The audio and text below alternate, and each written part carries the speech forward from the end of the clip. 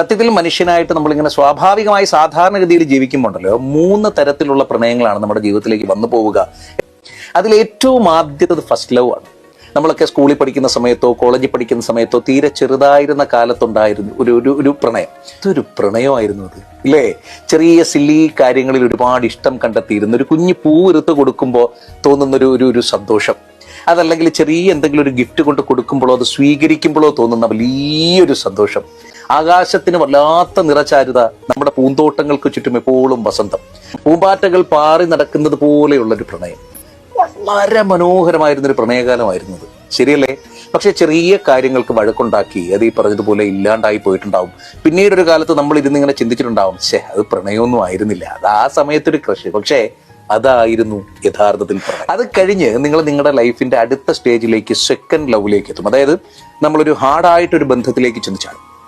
അത് ഈ പറഞ്ഞ പോലെ ഒരാളെ കണ്ട് ഇഷ്ടപ്പെട്ടാകാം, അതല്ലാണ്ട് നമ്മളിലേക്ക് വന്നു ചേരലാകാൻ എന്തെങ്കിലും ഒരു റീസൺ ഉണ്ടാവും. പക്ഷെ ഈ പ്രണയമാണ് നമ്മളെ ഏറ്റവും കൂടുതൽ പാഠങ്ങൾ പഠിപ്പിച്ചിട്ടും ഉണ്ടാവുക.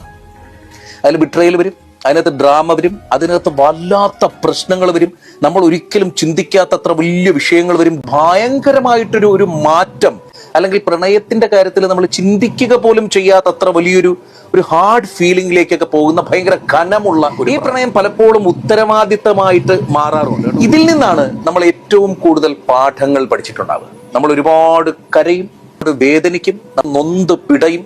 നമ്മൾ പലപ്പോഴും ഇത് വേണ്ടാന്ന് വെക്കും, പക്ഷെ ഇത് വിട്ടുപോകില്ല. ഒന്നുകിൽ നമ്മൾ അതിൽ നിന്ന് രക്ഷപ്പെടും, അതല്ലെങ്കിൽ അതൊന്ന് സെറ്റിൽ ഡൗൺ ആയി നമ്മളത് സഹിക്കാനോ കൂടെ കൂട്ടാനോ തീരുമാനിക്കും. മൂന്നാമത്തേത് സൈലന്റ് ലവ് ആണ്. ജീവിതത്തിൽ ഏറ്റവും ശാന്തസുന്ദരമായി ഒഴുകുന്ന സ്വച്ഛമായൊരു പ്രണയം. ജീവിതത്തിലേക്ക് ഒരു മനോഹരമായിട്ടുള്ള വ്യക്തി കടന്നു വരും. അത് ചിലപ്പോ അറിഞ്ഞോ അറിയാതെയോ ആകാം.